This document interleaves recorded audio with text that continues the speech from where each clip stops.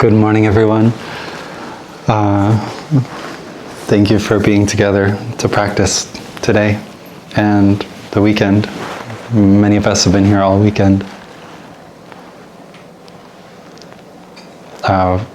Although the weather has been a little rainy and windy, that's actually lucky here in May, because it's meant that it's been not as buggy when we go outside, which has been quite pleasant.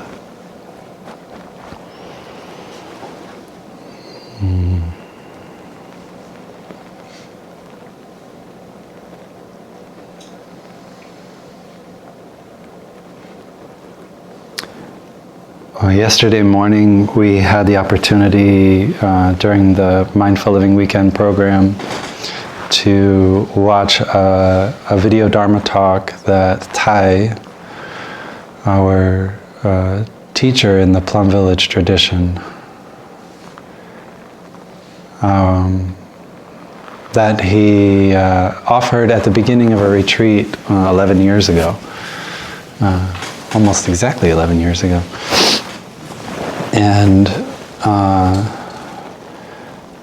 during that Dharma talk, he gave an orientation to the retreat regarding a few things. And one of the things that he spoke about was how our practice of mindfulness supports our experience of happiness and joy. And so he started right there, actually.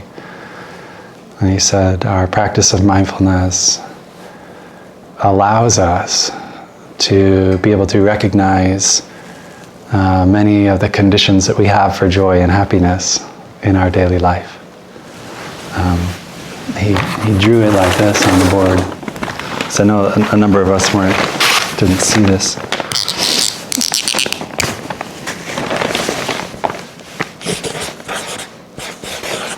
I'm not going to do all the Chinese characters and all that.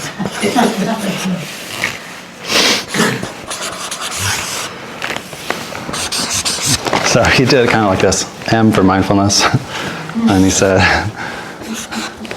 our practice of mindfulness supports us being able to recognize conditions for happiness and joy in us and around us, right? And this is one of the major functions of our practice, to be able to do that. We talk about that by the way that we speak of our practice, and the language of our practice contains this understanding and this direction, if you will, this intention. When we say we come home to ourselves, to be in touch with ourselves, when we come home to be in touch with the simple conditions of our life and allow ourselves to notice them and be nourished by them, right? This is that part of the practice. Then he also spoke about how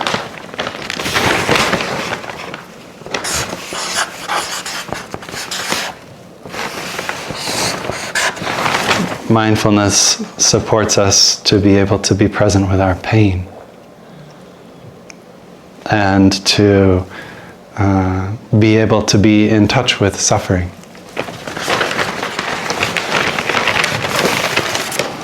And this being another very important part of our practice.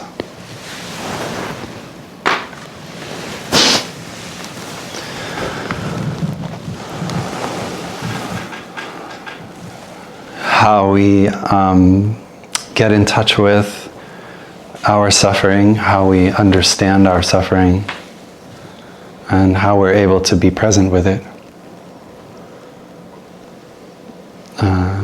And then he spoke of a third dimension of this practice, which is connected to both, which is how we then take the experience of suffering and through understanding it deeply, are able to change it from being an affliction upon us into a food for our growth and learning. And he is, of course, the image of his classic image of the mud and the lotus, and how the lotus flower can't exist without the mud. And in this example, our suffering and our pain are the mud. And although the lotus flower also has the sunshine in it, it also has the water in it, it has so many more beautiful or pretty or nice or wholesome or happy or joyful kind of things in it, right? It also has the mud as an important ingredient. In fact, one that you can't have a lotus flower without that. Yeah. I was in China with Tai one time when he gave a Dharma talk about this aspect of the practice, and we were in a great and beautiful, ornate Buddha hall with, it was just gorgeous. There's all this incredible tile work and colorful statues and gold gilding and everything everywhere.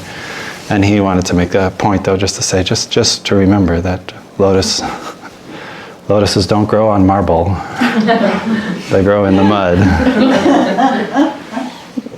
And that's the third perspective that he shared in the Dharma talk that we watched yesterday.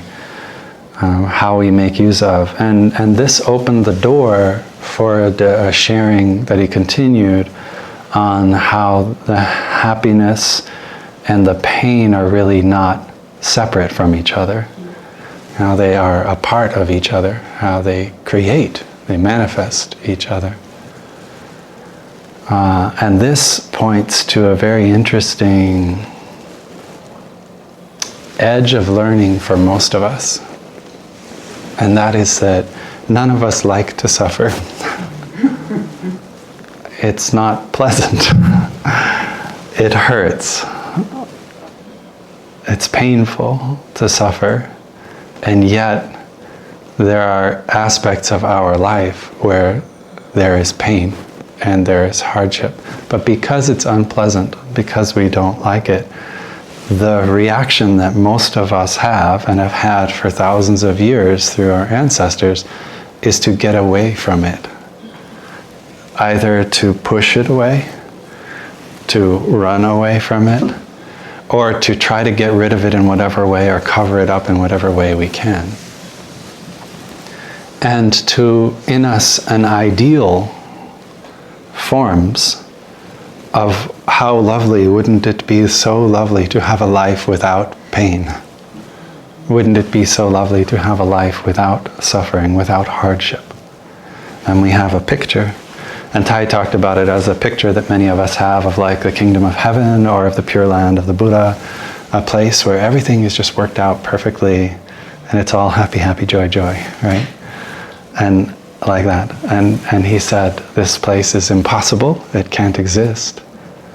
Because when you look deeply into the nature of the suffering, you see the joy and the happiness. And when you look into the joy and the happiness, you see the suffering and the pain. They have something to do with each other. So if you take one out, you take them both away.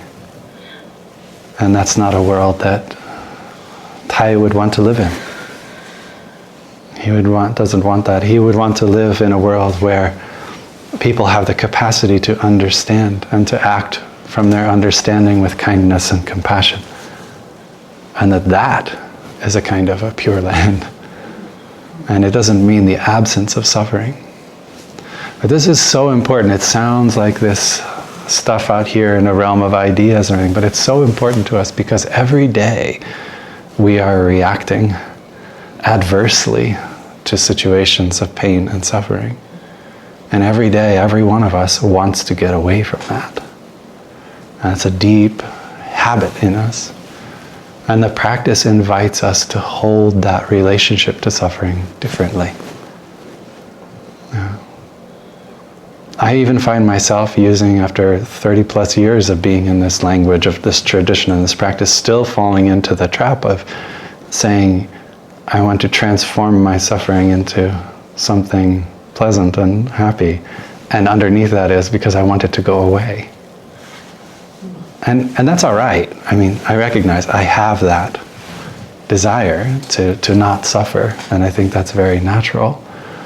But in a deep sense, I need to be careful with that, because I may actually not be transforming, but rather pushing away or covering up, or looking for someone else to carry the responsibility so that I can be free from something I feel inside myself.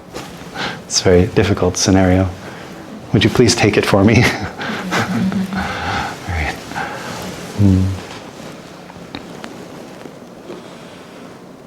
Yeah. So one of the discussions that evolves from this kind of practice, when we look at the interbeing of happiness and suffering, when we look at the experience of ourselves in a wholesome, we're feeling very well, we're feeling happy, we feel the enjoyment of life, and then we feel the suffering and the pain of life, and we see that these two things have something to do with each other, but they are. The practice that evolves from that place is actually quite different from the practice that evolves from avoiding or covering up or trying to get rid of. We can become very skillful in our lives at managing our lives to avoid situations of suffering. But we can also become very skillful in our lives at understanding suffering so that it's always a kind of compost or a mud to help the flowers grow. And they're two different skills. Yeah.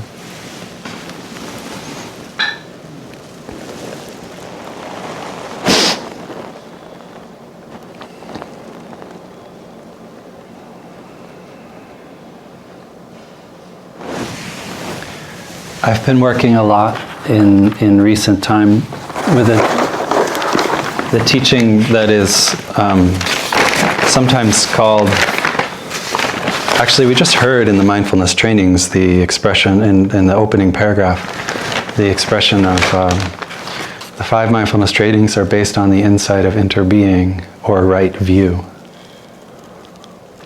Right? And so the alignment of the concept of the teachings or the practice of interbeing and the concept of right view, which is a big part of Buddhist practice. Right? Right view is the beginning of the Eightfold Path.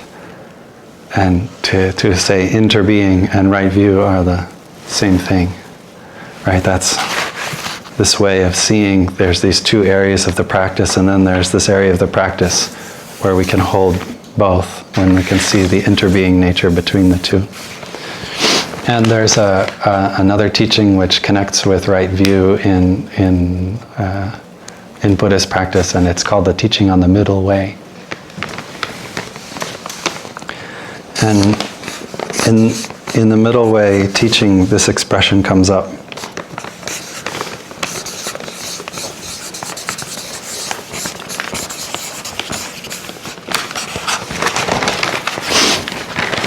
This is because that is.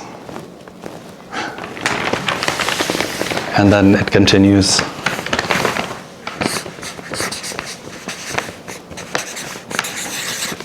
This is not.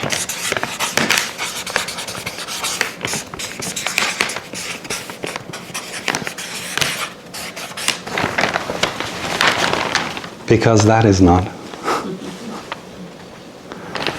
It sounds so simple, doesn't it? But this is the practice of interbeing, and this is the practice of looking deeply into things. At the end of the Dharma talk we watched yesterday, Tai used an expression where he said, I want to get this right. That's the one thing I wrote down yesterday.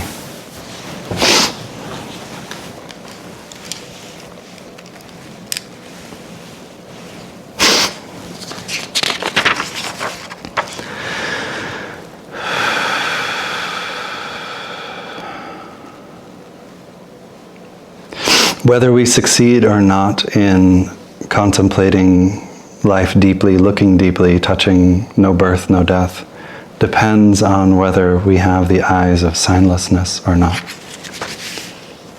And he had spoken in the Dharma talk about signlessness, which means to look beneath the surface, the mark, the appearance of things, and see what else is there. That is this teaching. This is like this, because that is like that, okay? the happiness and the sense of connection and joy in the present moment that we experience right now, right here, is like this because the Sangha has assembled to practice. The Sangha assembling to practice is the condition that allows our sense of well-being in practicing in this moment to be experienced. If the Sangha, this is not because that is not, if the Sangha was not assembled to practice this weekend, we will not be feeling this way. There might be other conditions that enable us to feel in another way, or there would be, but not this one. Right? You look around the room and you see these wonderful people that are practicing together today and maybe for a couple of days together, and you feel like, wow, this is really lovely, it's really wonderful. This is like this because that is like that. There are conditions that have come together to allow this experience to happen. So on the surface, it just appears to be this thing, but underneath the surface, it's actually a coming together of many things, including the thing being the happiness I experience in this moment is the result of the coming together of all of you, right? So that's an example of this is like this because that is like that. And this is not because that is not. Right? I'm not off reading about the horrible events that are going on in other places of the world right now because you all are here. Right? So that experience of suffering from doing that is not present in me because I'm not doing the thing which causes that experience of suffering. It's very simple, but it also asks us to go beneath the surface and to recognize that every moment that we are experiencing is a coming together of many wondrous and amazing conditions. And that is to start to use the eyes of interbeing to be able to look with that view of things produces a kind of an experience, and that experience is the path of the practice.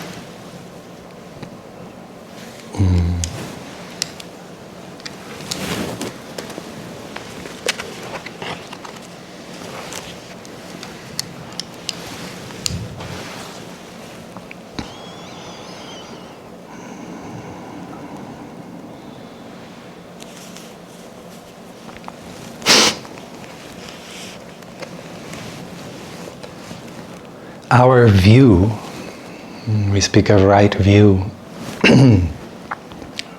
samaditi.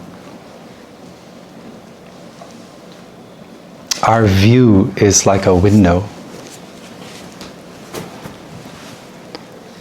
So we are looking through a window and we have a view, right? So let's all look out that window over there behind Eileen. And you could turn around, Eileen, and say, check it out, look out that window.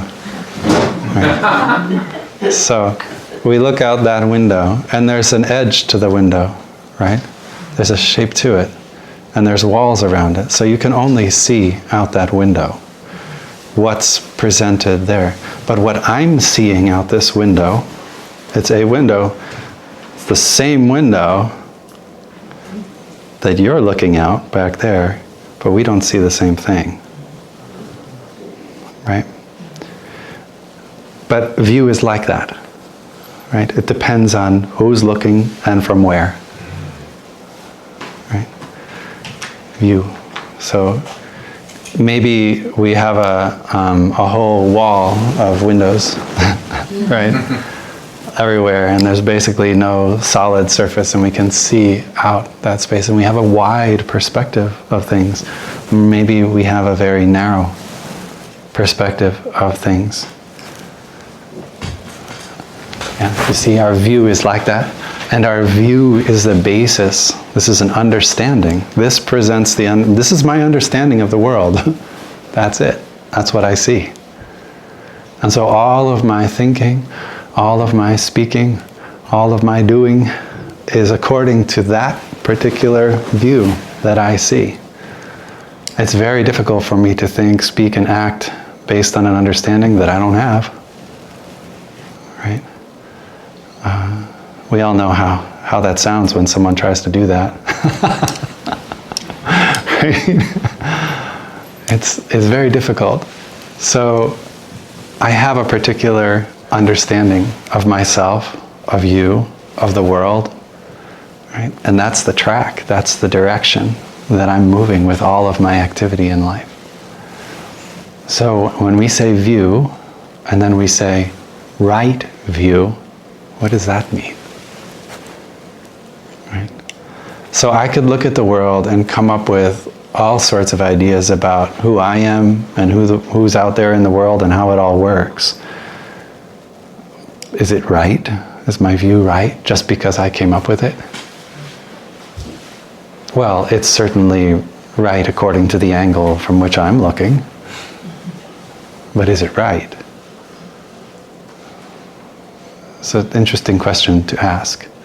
And how do I know that? How do I gauge that? How do I live with that? How do I live into that? So when Buddhism talks about right view, it offers clues like this. Look in this way. This is like this because that is like that. Now initially I'm just looking at Pete. Say I'm looking at Pete. Pete's in front of me. I'm just looking at Pete and I see Pete. And I see a guy doing a yoga pose that I probably couldn't do right now because I'm feeling pretty stiff.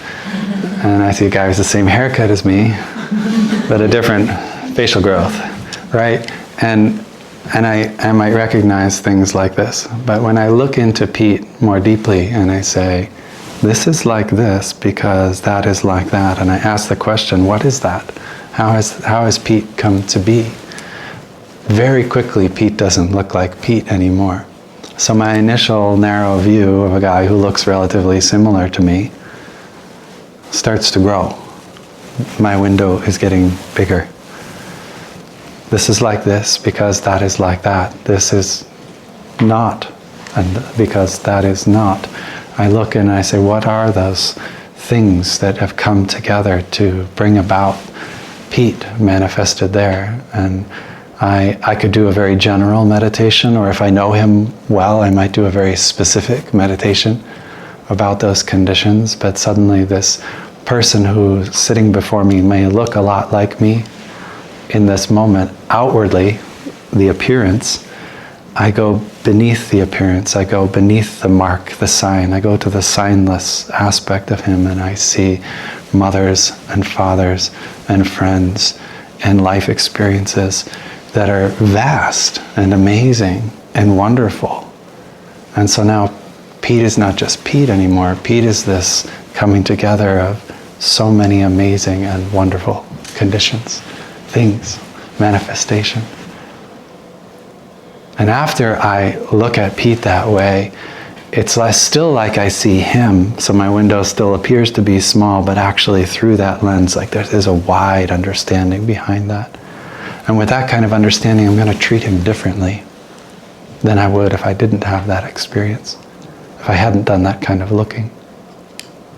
I might write him off as in a stereotypical box that I've formed about myself and about who the different kinds of people are and how to make sense out of all of them.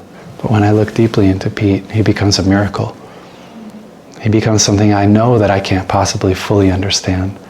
And so I approach him with openness, with curiosity, instead of hesitation or assumption. Right? So it'll change my relationship to him to look deeply like that. And everything is like that.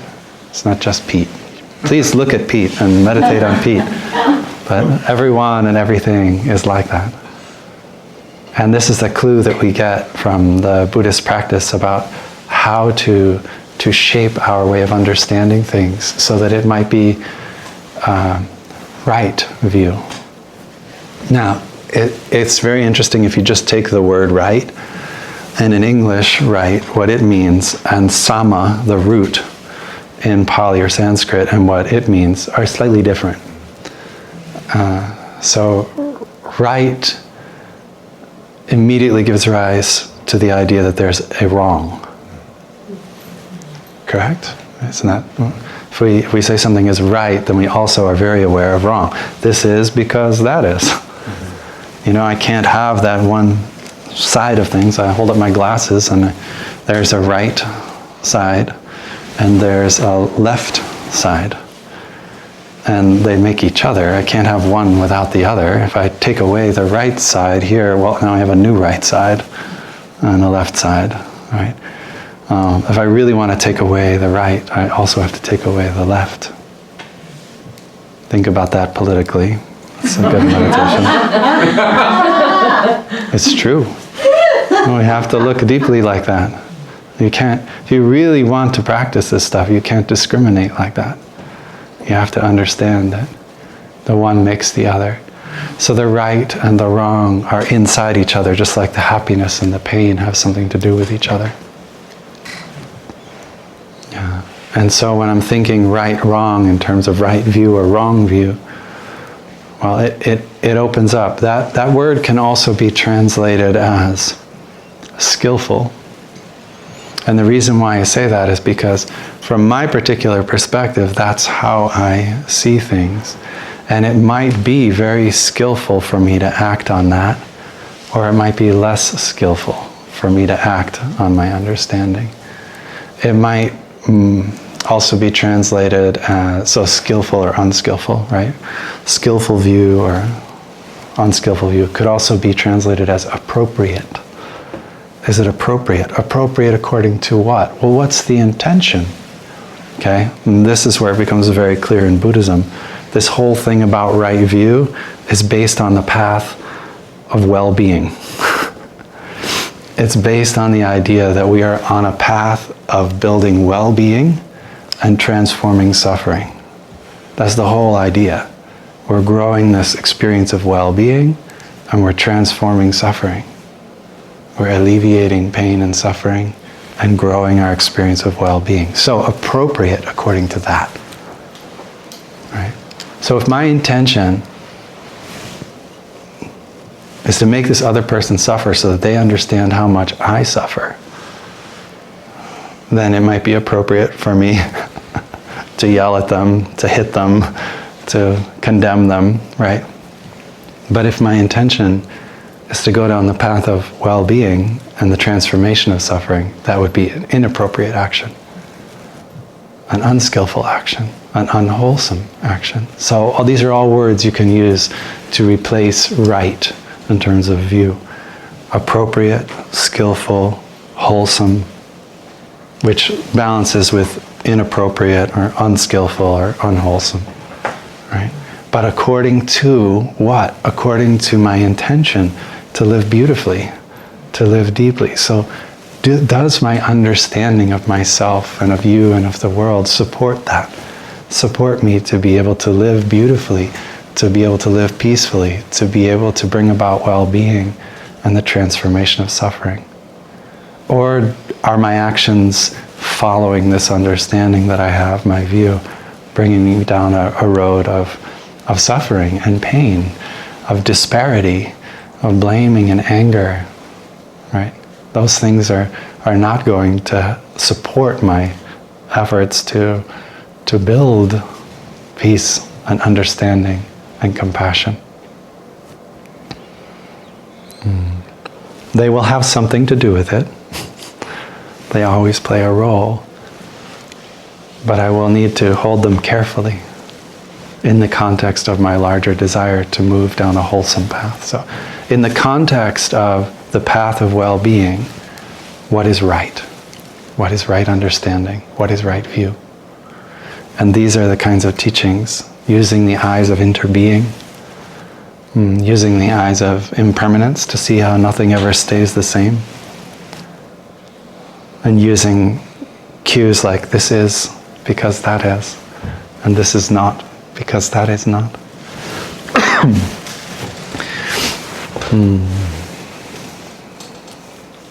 Can we listen to one sound of the bell, Aurora? Thank you.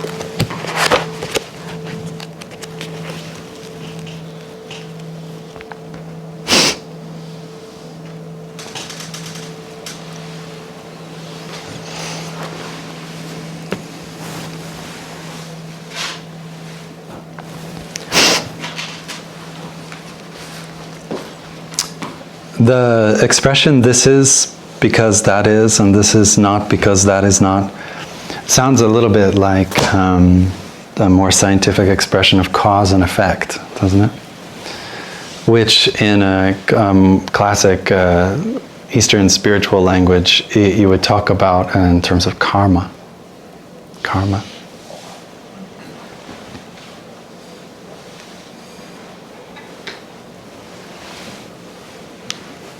So with the idea of karma, you have we have many different ways of sort of using that word nowadays in many lighthearted ways. You know, like even Taylor Swift wrote a whole song about it. And we danced it here with the girls a couple summers ago. That was kind of fun. And she said karma was a cat that sat on her lap and liked her. Right? Okay, so that's karma for somebody.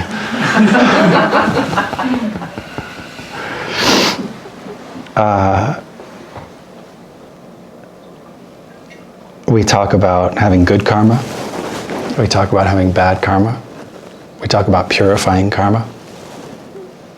And essentially, what we are saying with karma is something has happened in the past which has, as a cause, has produced an effect that we are experiencing now. And we can see that in the lens of time. Things that happened in the past have culminated, have come together in such a way that this is the present moment experience. And we talk about that as the past karma. I have the past karma and it shows up like this. Right? I have that. But the reality is that it's more than just things in the past that are producing what is happening now. It's also what we are doing now, which is producing the conditions for the future. And so we can see that we are also in this process of not just experiencing the effect of past karma, but we're also producing the conditions for future karma. In Buddhism, karma simply means action. It translates as action. And so if you're looking at action in a lens of time, this is how you describe it in terms of these causes and effects over time. It's not an evaluation as to whether something is good or whether it's bad. That's something subjective. That's something, an evaluation that we put on it. But in Buddhism, it's simply understood as action. And this is because that is. Every action comes with the element of cause and effect. It's the movement and the engagement that is given it, and that produces some kind of effect on all the other conditions around. And that's just like that. This is like this because that is like that. It's not, this is good like this because that is good like that. It's not an evaluation like that. It's simply recognizing it. And it's to recognize, if you're on the context of the path of well-being, whether these sorts of actions produce an effect which supports you to go down the path you want to, or whether they don't. It's not saying I'm a good person because I did it well and I'm a bad person because I did it poorly. It's just recognizing that these actions have these consequences. And in seeing that, then you know, because you want to go in a particular direction, you know what to do and what not to do to go in that direction. That was one of Thai's favorite expressions, actually. If you can understand a situation deeply, you know what to do and what not to do in order to transform the situation. Yeah. So, karma, action, things happen in the past, they produce this effect we're having. So, in my mind, rather than thinking of like, oh, I have all this negative karma, I have bad karma from myself and from my ancestors, it's suffering karma, right? I want to think of it as more, the consequences of the actions in the past have built up a kind of momentum which push me to behave in a certain way, to react in a certain way, to feel in a certain way, to think in a certain way, right? That's all. But there's a a momentum that they have. And if I would like to change that momentum, I can practice to understand it and do so. So that would be the equivalent of transforming my negative past karma, right? So, but without the judgment, it's just to realize that there's a momentum there that's been built up, all those past actions moving me to act in a certain way, to react in a certain way.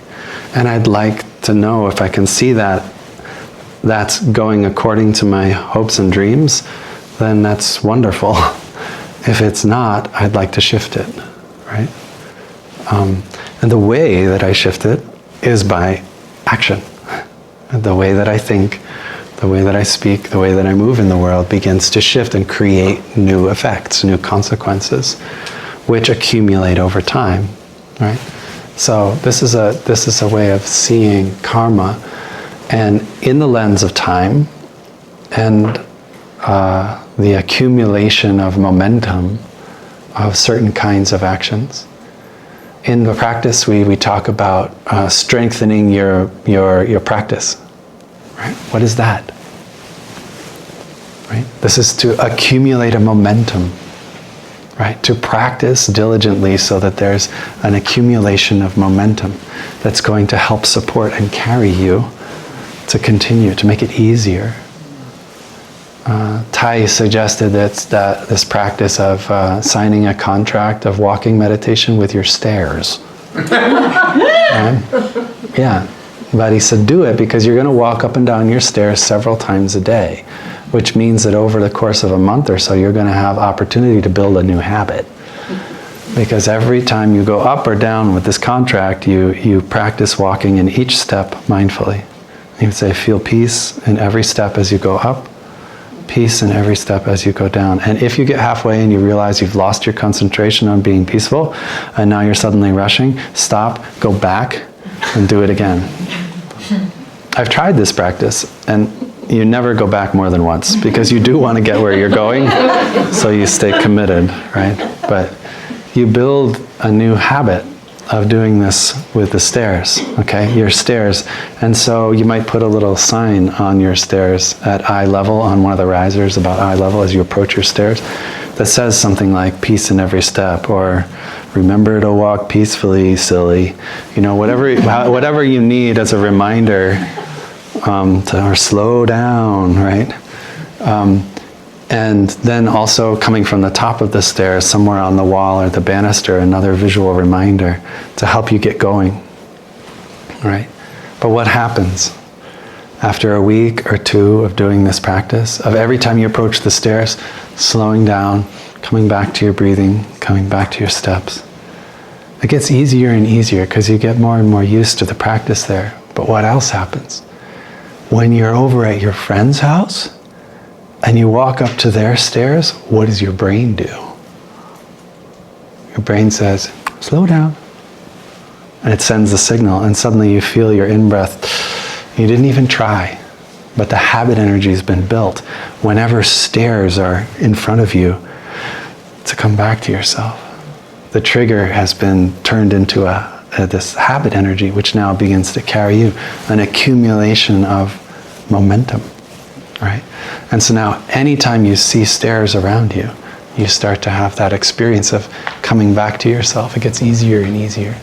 Bells of mindfulness are the same. If you've trained yourself to listen to the bells of this bell, or bells on your phone or computer, or bells on whatever, anytime you hear a bell, not just the one that you set up, anytime you hear a bell, you notice like that in-breath and that coming back to yourself happening. Right? That's a habit energy you can build up. I have that very clearly. And we used to stop in Plum Village, even with the bells of the churches, because over in Plum Village and the little towns around there, there's all these churches, and they still have their bells at the different times of day. I forget what that's called, but they have the bells that then they ring out, and so whatever we were doing, we would just stop. And that trained my consciousness to stop and come back to myself anytime I hear a bell like that.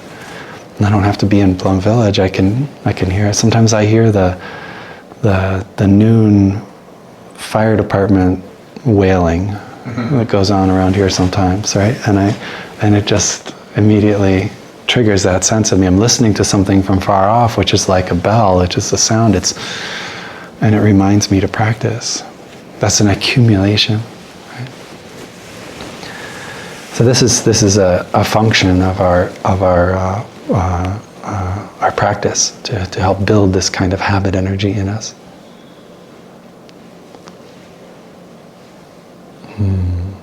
So karma, action, and the effects of the action show up in a couple of different ways, in different contexts, if you will. I don't have a lot of paper in this pad. Oh, I can just use the back.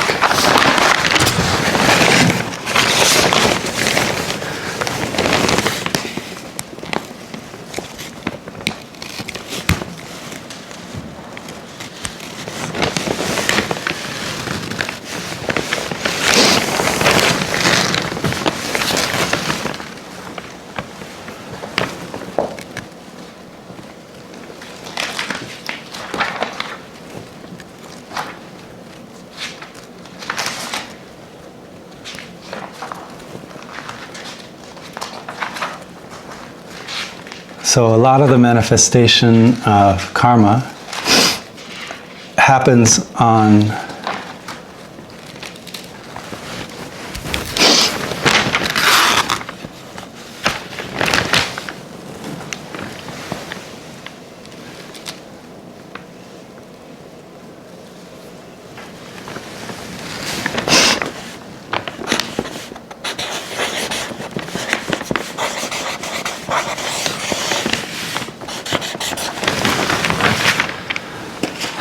an individual level. And so this is the one way that we experience the accumulation of action, the accumulation, the momentum. So this experience is about me, it's about myself, it's about what belongs to me. And in our daily life, the context of the way that we think about and hold and practice with can be on an individual level.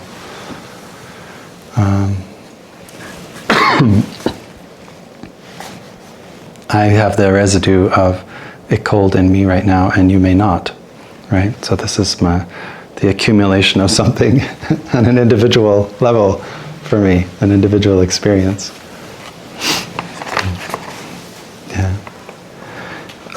We might consider that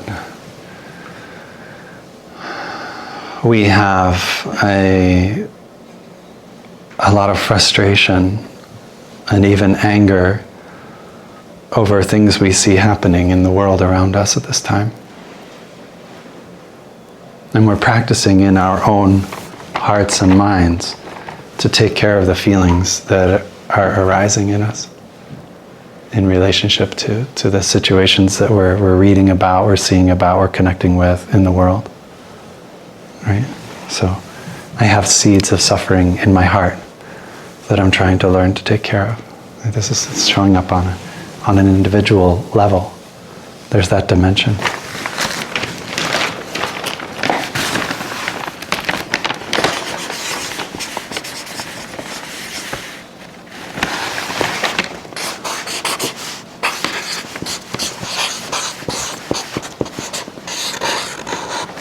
But things also show up on a collective level, where I could say we or ours, not just me and mine, but we or ours. And so I might also be experiencing the manifestation of that frustration and anger. Although I know it's in my own heart and mind, I can also experience it in relationship with you or with the society around me. So this is on a collective level. And the collective level can have different dimensions. For example, maybe you have frustration and anger manifesting between you and your best friend or your partner. Right? And so this is a relational space, a collective space, a shared space, but it's really coming up between the two of you. Right? That's a collective space still. And the way in which we might hold that experience is different from the way we do if we're just on our own. But it also might be a whole group of people or a relationship to a large situation, a large community of people, a group of people in the world, or experiences in the world.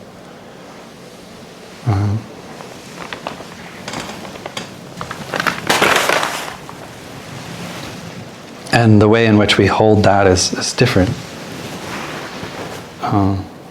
So, for example, I have some friends who I've talked to in different sanghas about their experience of being Jewish and descended just a couple of generations, or maybe even one generation, from folks who survived the Holocaust, from their parents or grandparents who did. And so they experience in their own hearts and minds a kind of a trauma from this, and a lot of pain in their own experience of themselves, something that they carry and they identify with. But there's also the collective experience of that suffering, which is now generational and in the past, right? It's a transmission from the past, and I've heard it expressed from someone, this difference between holding their own experience of this and trying to hold the collective experience of this suffering are two very different things. Because how that trauma of past generations actually shows up in my present day life is one thing. How it actually shows up. When I'm grounded right here and right now, what's going on in relationship to that trauma is one thing that I'm handling on more or less an individual level. But when I open my heart to feel and experience the collective suffering, it's immediately darkness and overwhelming. It's too big. I cannot embrace that as an individual. That can only be held by many, many, many, many people together. Right? And it would be unskillful, perhaps even inappropriate for me to attempt to. Same thing with climate change. Most of us who are in touch with climate change stuff, we feel this too.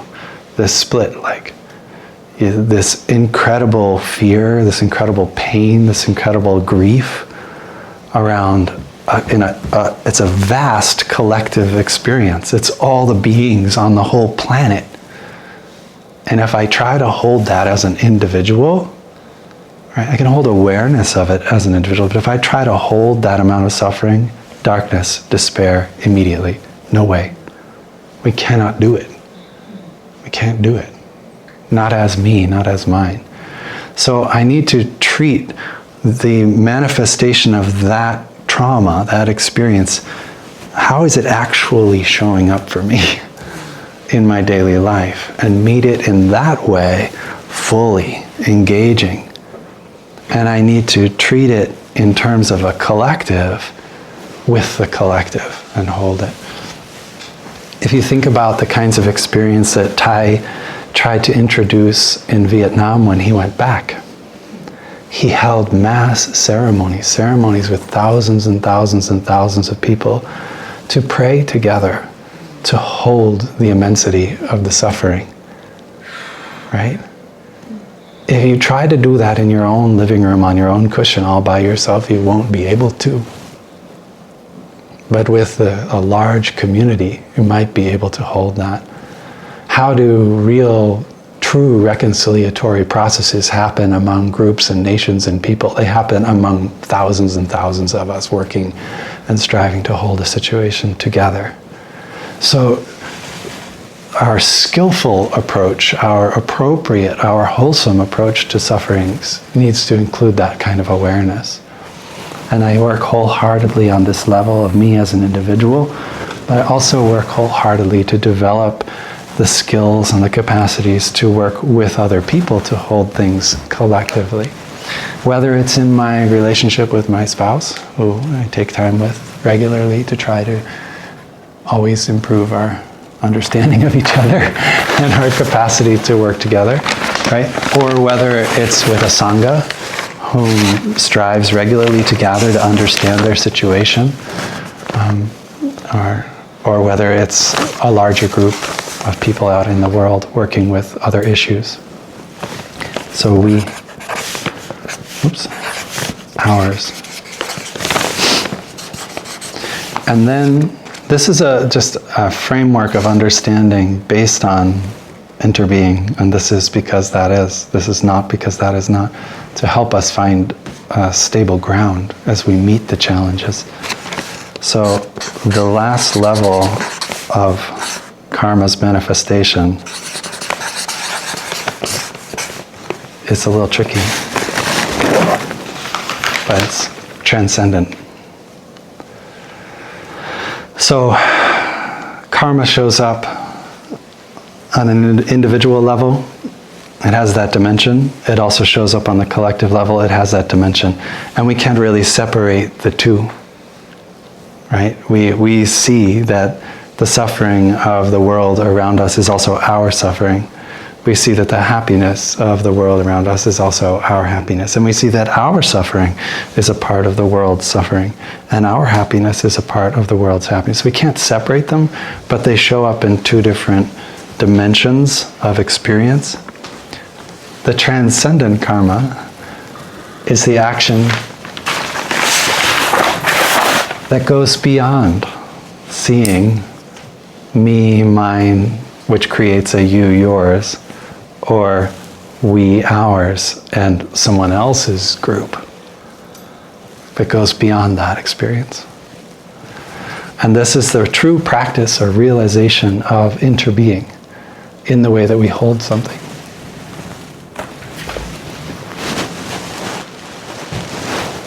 So, say for example, we're going to practice conscious breathing. Breathing in, I know that I'm breathing in, and breathing out, I know that I'm breathing out. Breathing in, I breathe into the space of my body and I feel my body with my breath, or I feel the body of my breath. And breathing out, I relax tension in my body, I release tension, I release any agitation which is taking shape in my body, and I invite it to let go. This is just a time to breathe for a moment. So me and my breath.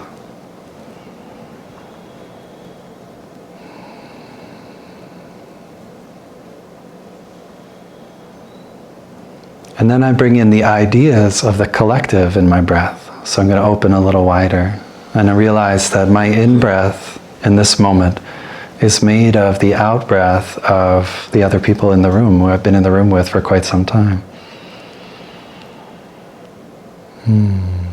And my out-breath is a part of their in-breath. And if I go wider, I see that the forest with the trees that produce an oxygen-rich air, and the algae and the water which do so also, are supporting my in-breath and my out-breath.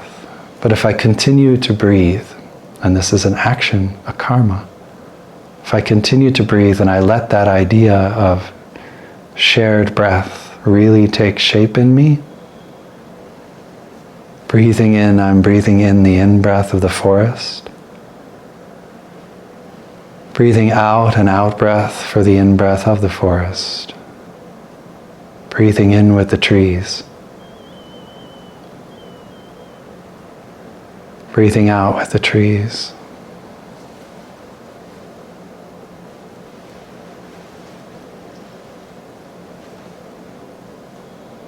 At a certain point, my experience shifts from being a personal, individual experience to being a shared experience, and then the shared experience shifts to a deeper dimension where this breath is not me breathing, but just breath happening.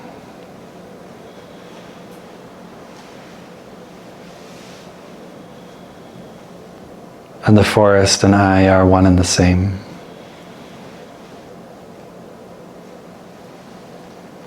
There's no separation.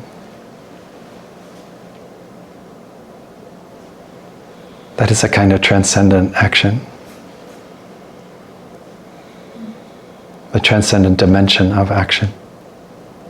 When you eat your food, you can do the same thing. You can eat your food to taste it, to have the pleasure of the flavors, the swallowing, the filling of your belly when it's been empty for a while, and all of that wonderfulness of getting connected and grounded and feeling nourishment and feeling full, right? In the eating. And you can do it very mindfully and really carefully. But you can also open your heart and mind to a deeper level of what eating is, where you are eating not just food, but you're eating the body of the world around you. And the body of the world around you is becoming your own body. And the experience that can arise through that kind of deep looking, when I'm eating a carrot, which is also sunshine, which is also rain, which is also the blood, sweat, and tears of farmers and workers. When I open my heart and mind to draw in all of that experience while I'm chewing and while I'm eating, suddenly my body being nourished by someone else's body isn't like that anymore. Now it's a nourishment that's happening. It transcends me and the other. It goes beyond that. And so there's that level of manifestation also. It's a spiritual realization, right in the midst of our daily life. When you walk with peace and you invite your mothers and your fathers to walk with you, to experience what it is to walk peacefully on the earth, because they may never have had that opportunity, and you really open yourself to do it. You can jump from your individual walking to your shared experience of walking with your ancestors to a transcendent experience of walking, where walking is happening across time and space. It's not just you right there anymore. You see what I'm saying? This is a whole other level of manifestation of things. And we are living in that all the time. It's really quite lovely.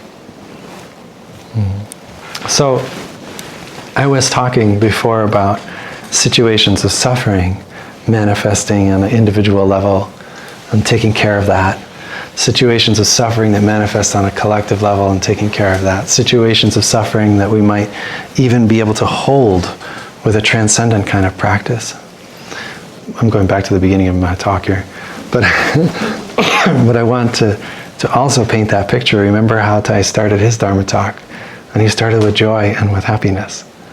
And this has been a very interesting experience for me in the last few months as I've been working with joy and happiness in that experience with a whole group of folks who are exploring the path of the order of interbeing and mentoring relationships and discussions, but also in retreats. I've been on like a whole series of retreats in the last couple of months with sanghas all over the country. And I realized really clearly that our language, at least in English, is terrible for describing these experiences. All we have are a couple of words, and we use the same word to mean like 10 different things. It's very confusing. I mean, it's not, anyway, I don't know exactly yet what to do about that, but that was my realization. But I realized that this framework helps me a lot. So I'm going to shift this individual, collective, transcendent just a little bit to match something which it does match in Buddhism, which is called the three realms. The three realms are the realm of desire, the realm of form, and the formless realm. Right? And these are three realms in which everything manifests. Okay. So you might already start to see a little bit of a lining up there. The realm of desire, the realm of form, and the formless realm. Okay? It's not perfectly the same language, but it's very, very similar. And my experiences of joy and happiness, I've been thinking about them in this way. So there's a level of joy and happiness which often gets a bad rap in Buddhist practice, but sensual pleasure. Sensual pleasure. Yeah. The pleasure that we take from sensory experiences, from very fleeting experiences of things, and even the happiness that we can feel in connected with that. So it's a kind of sensual enjoyment and comfort which we get. I mean, you might be tired, and then you go and you sit on your comfortable couch. Oh, it's so nice. It's so pleasant. It's a sensory experience, right? It's a pleasure of the body. It's something that I would long for, I would crave for. Eating a nice piece of chocolate, right? Drinking a cup of tea and its flavor. You know, even eating that meal mindfully and really tasting the flavors, it can be a real happiness and a sensory enjoyment on that particular level. And this is the realm of what is spoken of in Buddhism as the realm of desire. This is the realm of on the surface of things, right? And it's very much a me, mine, myself sort of thing too, right? If you look carefully at it, and you see a shift in the kind of joy and happiness that you can have if it moves to a relational space, if it moves to the collective, right? There's a shift there. So even when you're in a pleasant physical encounter with another person, there is a dimension of individual pleasure, sensory experience there, but there's also a dimension of the connection. So the kind of, in a relational space, which is the space of form, where we are formed, shaped, we're in this world of form. I have manifested here, you've manifested there, and we're in these relationships, right? These shared experiences. There's a different kind of happiness and joy that we can cultivate. It's a kind of meaning and fulfillment of a moment deeply lived together. An experience shared in a meaningful way, the kind of happiness and joy you feel from that, it's different than sensual or sensory pleasure. It's on a different level, right? And so there's a joy and a happiness on the surface level that comes and goes so easily with these sensory experiences and comforts and pleasantness. And then there's another level of happiness and joy which comes through connection, meaning, and the sense of purpose and fulfillment. In a moment of life fully lived, deeply lived, right? You know, I'm seeing nods, like you guys know the difference between these levels of happiness. Yeah. Neither of them are bad, right? Or worse or better than each other. But they're different dimensions of our experience of happiness and joy. And yet we still use the words happiness and joy. It doesn't quite fit. That's what I'm struggling with in terms of our language. Then there's this third dimension of happiness and joy, which is deep and profound. It comes from that transcendent manifestation. It comes from a spiritual dimension. It's in the formless space. When you touch life deeply like that, you feel an incredibly powerful sense of happiness, well-being, and joy. And the yogic traditions refer to this as bliss, right? And this deep sense of stability, of freedom, if you will. I mean, a lot of words we can use, but the words don't really work because it's a formless space. But the kind of happiness that resonates from touching life in the transcendent dimension, right? In the ultimate dimension. By going into that formless space, it's a kind of joy and happiness which is very profound, and it's different from the kind of joy and happiness which comes from these deep connections you share in the realm of form and daily life, and also from the sensory pleasures on the surface. So I invite you, when you're practicing with Thay's teachings of bringing your mindfulness, strengthening your mindfulness, generating mindfulness in order to water seeds of happiness and joy in your life, to do it on all three of these levels. And when you are going to take care of your suffering and be with your pain and be with the pain of the world, be with your pain and the pain of the world, and do it also from a transcendent space. Right? Hold all three of those levels. And Tai invited us to do that. That was his indication. Learn how to hold your pain in such a way that your pain and your sorrow are not different from your happiness and your joy, not separate from. Yeah. So looking in that way.